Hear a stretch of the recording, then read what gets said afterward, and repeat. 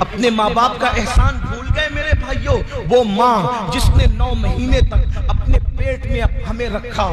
ارے جاؤ مرد ہو مرد، اپنی طاقت پر گھمنڈ اور غرور ہے، کسی اس بندے سے جا کر سوال کرو جس کے کڈنی کے اندر، جس کی کڈنی میں پتھری ہو گئی ہے، چند mm کی پتھری اگر مرد کے گردے میں ہو جائے تو مرد اس کے درد سے زمین پر ہم نے تڑپتے دیکھا ہے.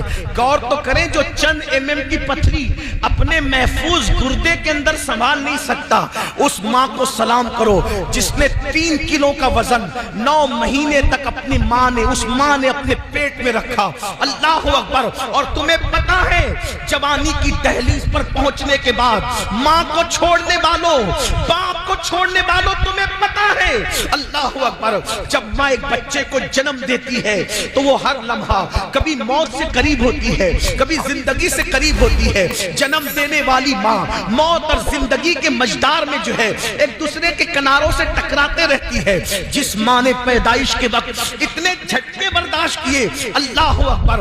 میرے امام اہل سنت نے بڑی خوبصورت بات لکھی ہے کہ بچے کی پیدائش عورت کو جو ہوتی ہے، اگر مرد کو اس مقام سے چوہا بھی نکل جائے تو مرد دوبارہ اس راستے جانے کے لیے کبھی تصور نہ کرے. لیکن ایک ماں کے جذبات دیکھو، اتنے درد سہ کر کے بچے کو جنم دیتی ہے، لیکن جیسے بچہ پیدا ہوتا ہے اگر کسی چیز سے درد ملتا ہے تو انسان اس سے پیار نہیں کرتا، اس کو بھول جاتا ہے. لیکن یہ ماں کی ممتا ہے، جیسے اس درد کے بعد بچہ گود میں آتا ہے سارا درد ایک سیکنڈ میں بھول جاتی ہے، اپنے سینے سے لگاتی ہے اس بچے کے لیے. پھر اللہ اکبر ایک لمحے کے لیے وہ نہیں، اب پوری زندگی اس بچے کے لیے گزارتی ہے. اپنا پورا شباب ایک ماں اپنے بچے پر نچوڑ دیتی ہے. ہاں جوانی کی دہلیز پر پہنچ کر اپنی جوانی پر گھمنڈ اور غرور کرنے والوں، یہ ماں اور باپ ہے جس کا شباب نچوڑ دیا گیا ہے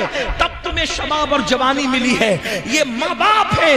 ہاں ہم لوگ جب پیشاب کرتے تھے، پیشاب اور بستر گیلا ہو جاتا تھا، یہی ماں باپ تھے جو گیلے بستر پہ خود سوتے تھے اور ہمیں سوکھے پہ سلاتے تھے. ہاں رات کے 2-3 بجے اگر ہم روتے ہوئے اٹھتے تھے، ماں مارتی نہیں تھی بلکہ سینے سے چمٹاتی تھی، دودھ پلاتی تھی، دودھ پی کر بھی روتے تھے، رات بھر لے کر کے بیٹھتی تھی. میری قوم کے جوانوں، یہ احسان بھول گئے. احترام انسانیت کا تو رونا ہی کیا ہے؟